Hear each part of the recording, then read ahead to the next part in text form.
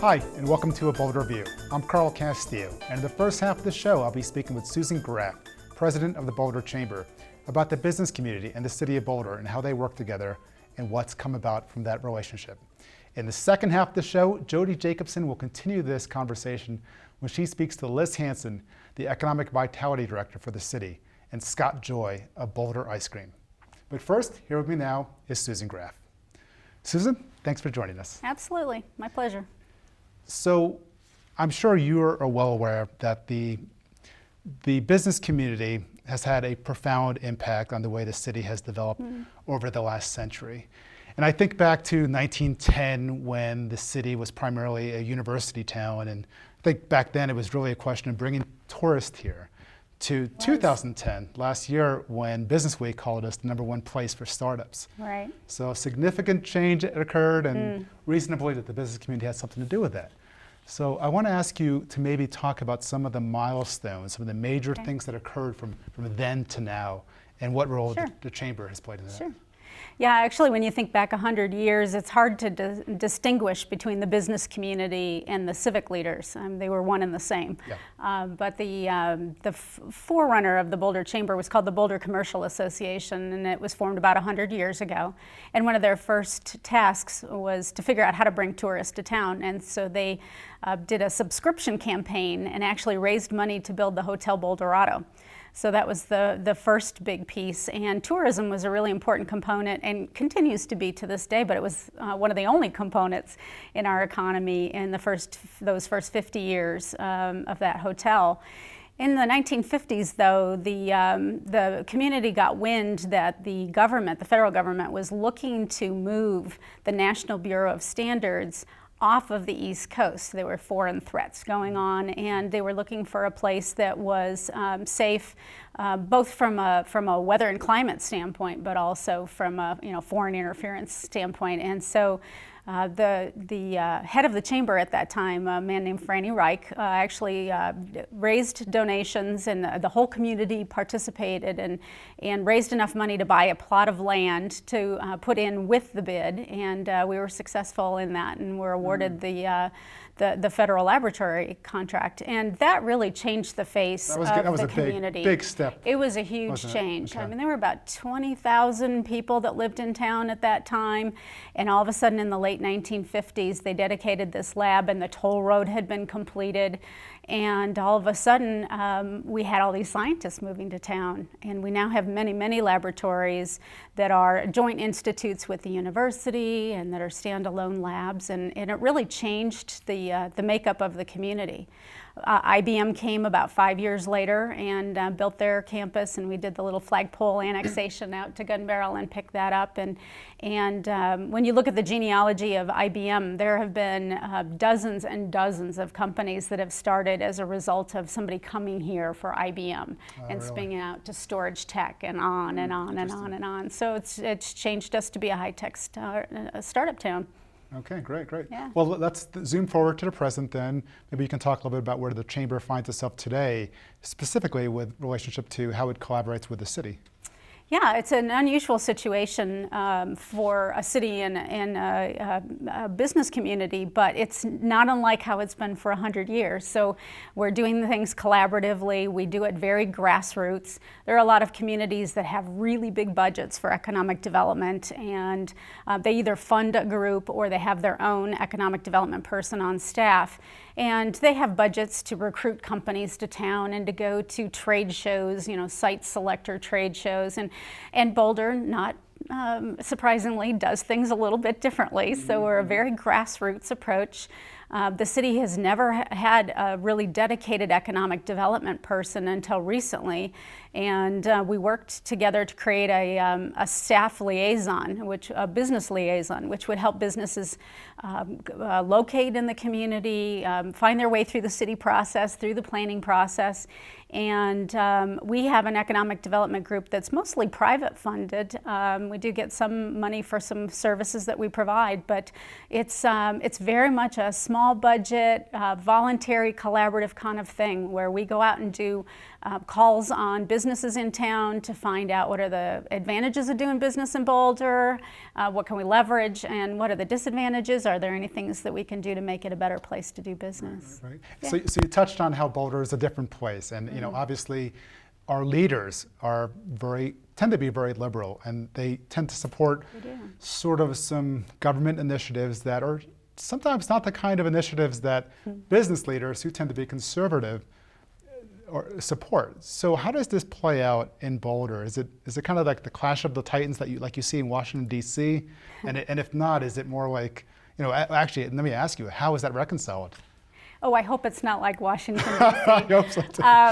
Yeah, I would say that we don't always approach things the same way. Like all communities, there are people with differing opinions. And as you mentioned, Boulder tends to be a little bit more liberal in its politics. Most university towns are. If you look at the flagship university town in every state, they do tend to have that influence.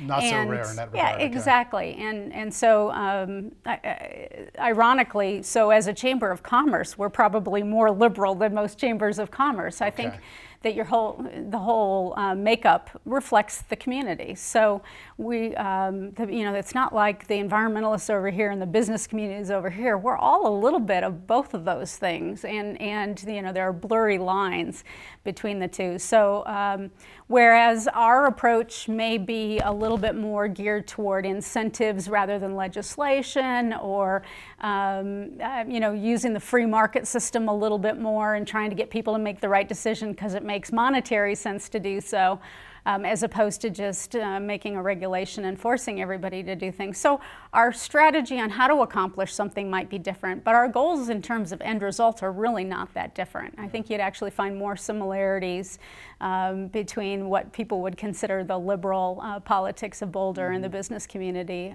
The end goals tend not to be that much different, but the approach can sometimes be different.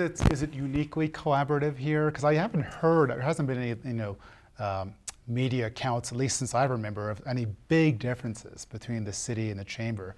I mean, is that one of the unique factors about the chamber and the city of Boulder, that there's some It's part of it, although Boulder in general is a very collaborative community. Yeah. If you were to ask a lot of the entrepreneurs that do startups and multiple startups why they're here, the collaborative environment is actually one of the things that drew them here and actually keeps them here.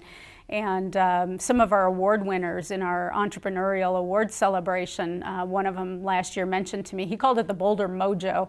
He said, people in Boulder are so collaborative. They want us, they encourage people to take risks. They support each other. They exchange information, and I think that is a little bit contagious. And so we try and have that same kind of collaborative spirit at the chamber as well. And one of the first things that I did when I came to the chamber was to reach out to the leadership of the Sierra Club and Plan Boulder and find out, what are your goals, and find out where the common ground is. And maybe that is a unique approach. Right. Okay. Well, I was going to ask you a question that, I just wanted to address the person out there who's saying, well, yes, the chamber provides a counterbalance perhaps to some of the more regulatory initiatives that are being put forward. But some people might say, so let's say we don't have that counterbalance from the chamber. We then have perhaps not as many businesses. But so what? That means less crowds downtown. There are people that I've heard who say just that. So I'd like to hear an opportunity for you to say why anybody in Boulder actually would not be, it wouldn't be in their interest to actually have that happen. I'll answer I guess two different ways. One is that I think you make the best decisions when you have a lot of good minds at the table, and if you all have the same opinion, then a lot of you are irrelevant. So having a lot of people that have a different perspective or look at things through a different lens, I think is a positive thing, helps us make better decisions. So it keeps the pendulum from swinging too far one way or the other. And I think President Obama had that strategy perhaps when he started. Maybe hasn't gone exactly as planned, but I think that's part of it. Is it's key to have those multiple opinions at the table, but it's also important from an economic standpoint because you actually have to pay for the programs that create that great quality of life. And we look at property tax, for example. So the Gallagher Amendment in Colorado requires that commercial businesses pay more property tax, that the bulk of the property tax has to come from commercial and not from residential. And so when you look at commercial property tax rates, commercial businesses pay almost 3 times what a residential customer would pay. So to get rid of all those businesses and build housing would be a really tough economic challenge. And then when you also look at the sales tax, which is the bulk of where the City of Boulder gets its money, I believe almost half of those dollars actually come from people who don't live in the City of Boulder. Some of that is tourism, as you mentioned earlier, but a lot of it are the employees who work in Boulder but don't reside here. So it's really important from a financial standpoint that we have those revenues so that we can provide the programs and afford the open space and the things that those taxes pay. Good point. Thanks for making that connection. Yeah.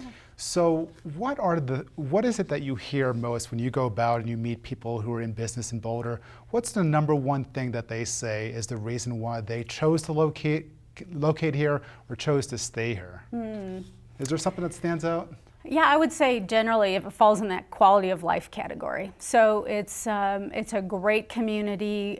There's great outdoor recreation. The weather is great. It's a fabulous little community for the size that we are. It's a very urban community. Great dining, good arts and culture.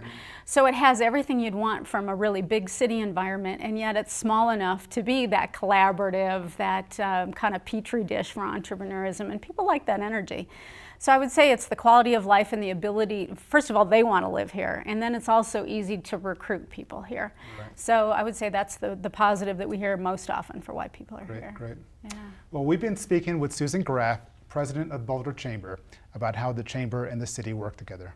Susan, thank you so much for being on the show. I appreciate the clarity that you brought to this topic, and above all, I appreciate the leadership that you bring to the Chamber. And I think you yourself are so much why the city and the Chamber are working so well together. Oh, thank you.